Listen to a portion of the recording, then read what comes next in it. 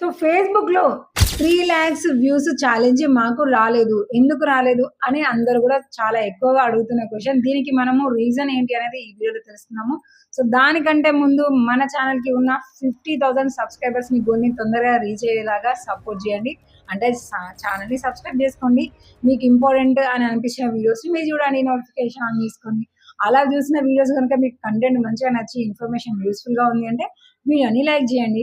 So మెయిన్‌గానైతే చాలా మంది ఇదే క్వెషన్ అడుగుతున్నారు. మాకు ఈ 3,00,000 వ్యూస్ ఛాలెంజ్ మాకు రాలేదని చాలా మంది అడుగుతున్నారు. అలా రాకపోవడానికి కొన్ని రీజన్స్ ఉంటాయి. వాటిని చెప్తాను. నేను చెప్పిన తర్వాత ఒకసారి మీరు మీ అకౌంట్‌ని మీరు సెల్ఫ్‌గా రివ్యూ చేసుకొని అంతా కూడా క్లియర్‌గా ఉందా లేదా అనేదైతే చెక్ చేసుకోండి. ఓకేనా? సో ఫస్ట్ ఆఫ్ ఆల్ మనము ఎవరైతే కంటెంట్ మానిటైజేషన్ మనకి నాట్ యెట్ అవైలబుల్‌లో ఉంటది. దాని మీద క్లిక్ చేసినప్పుడు మీరు ఇంట్రెస్ట్‌గా ఉన్నారా అని అడుగుతది. అక్కడ మనము ఐ యామ్ ఇంట్రెస్టెడ్ అనే ఫామ్‌ని మనం సబ్మిట్ జేయాలి. ఖచ్చితంగా మనం సబ్మిట్ జేయాలి. అంటే మనం సబ్మిట్ చేస్తేనే కదా మనం కంటెంట్ మానిటైజేషన్ టూల్ రావడానికి మనం వెయిట్ చేస్తూ ఉన్నాము అని ఫేస్‌బుక్ టీమ్‌కి తెలుస్తది. అండ్ సెకండ్‌దొచ్చేసి లేటెస్ట్‌గా మనకు అప్డేట్ అయిన దాని ప్రకారము ఈ కంటెంట్ మానిటైజేషన్‌లోనే మనము సబ్మిట్ ఫార్మ్ అనేది ఫిలప్ చేయాల్సి ఉంటది. సో మన కేటగిరీని బట్టి, మనకున్న వేరే సోషల్ మీడియాస్‌ని బట్టి, మన ఇంట్రెస్ట్‌ని బట్టి కూడా చాలా క్లుప్తంగా అక్కడ వివరిస్తూ ఫామ్‌నైతే సబ్మిట్ చేయాలి. అది డెఫినిట్‌గా చేయాలి. ఎందుకు చెప్తున్నానంటే నేను ఒక అకౌంట్‌కి ఇది ఏది కూడా నేను సబ్మిట్ చేయలేదు. నాకు కంటెంట్ మానిటైజేషన్ ఛాలెంజ్ దానికి రాలేదు. సబ్మిట్ చేసిన ప్రతి ప్రొఫైల్‌కి కూడా నాకు ఈ ఛాలెంజ్ వచ్చింది. అంటే న్యూగా క్రియేట్ చేస్తూనే ఉన్నాను. కొత్త కొత్త విషయాలు తెలుసుకోవడం కోసం. అలాగే 2 అకౌంట్స్‌కి వచ్చింది.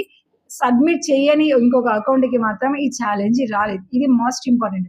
సో దాని తర్వాత ఎవరైతే ఫేస్‌బుక్‌లో ఉన్న వీక్లీ ఛాలెంజెస్‌ని వీక్లీ గనుక కంప్లీట్ చేస్తూ దాన్ని ఫాలో అవుతూ ఉంటారో వాళ్ళకి కూడా ఏది ఈ సబ్మిట్ ఫార్మ్ తర్వాత వీక్లీ ఛాలెంజెస్‌ని ఎవరైతే టార్గెట్ చేసుకొని వాటిని తొందరగా కంప్లీట్ చేయడానికి ట్రై చేస్తూ ఉన్నారో వాళ్ళకి కూడా ఈ కంటెంట్ మానిటైజేషన్ 3,00,000 వ్యూస్ ఛాలెంజ్ అనేది వచ్చేస్తుంది. సో దాంతోని మనం ఈజీగా కంప్లీట్ చేసుకొని నెక్స్ట్ మనకి కంటెంట్ మానిటైజేషన్ వచ్చేలాగా మనం చేసుకోవచ్చు.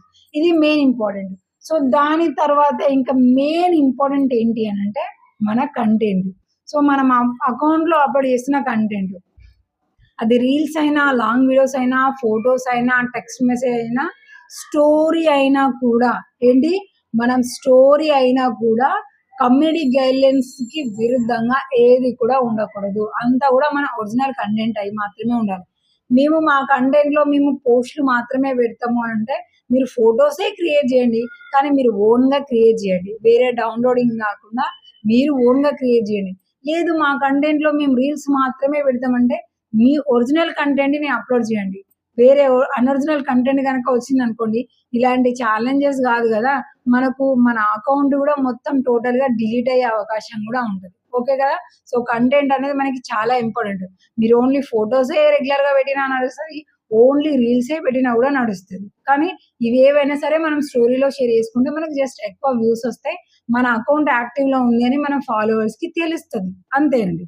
సో ఇలాగా మనము ఈ మూడింటిని ఫాలో అవుతూ అకౌంట్‌ని గనక ఎలాంటి వయలేషన్స్ లేకుండా అది మ్యూజిక్ తరపునైనా, కంటెంట్ తరపునైనా, పార్ట్నర్ మానిటైజేషన్ పాలిసీ అయినా, కమ్యూనిటీ గైడ్‌లైన్స్ అయినా సరే వీటిని మనం కరెక్ట్‌గా ఫాలో అవుతూ ఒరిజినల్ కంటెంట్‌ని మనం అప్‌లోడ్ చేస్తూ ఉన్నామనుకోండి డెఫినిట్‌గా ఈ 3,00,000 ఛాలెంజ్ అనేది మనకొస్తది. సో అలాగే నాకు 2 అకౌంట్స్ అయితే వచ్చేసింది.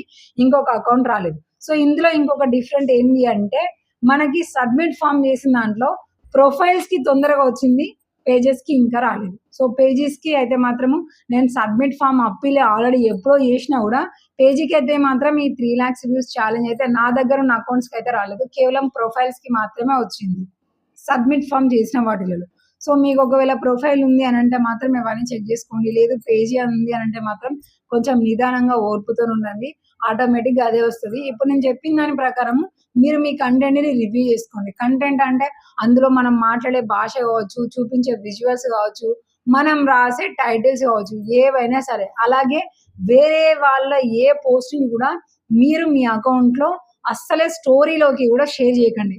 రీసెంట్‌గా కంటెంట్ మానిటైజేషన్ అయ్యుండి ఎర్నింగ్ చేసుకుంటున్న ఒక ఫేస్‌బుక్ ప్రొఫైల్ ఒక జస్ట్ ఫోటోని వేరే వాళ్ళ ఫోటోని షేర్ చేయడం వల్ల అకౌంట్ మొత్తం కూడా పోయింది. ఇప్పటివరకు కూడా రాక వాళ్ళు వేరే అకౌంట్ క్రియేట్ చేసుకోవాల్సొచ్చింది. కాబట్టి మీరు ఏ యాక్టివిటీ చేసినా గూడా మీ ఒరిజినల్ కంటెంట్, మీ ఒరిజినల్ యాక్టివిటీ అయిందనుకోండి ఎలాంటి ప్రాబ్లమ్ ఉండదు.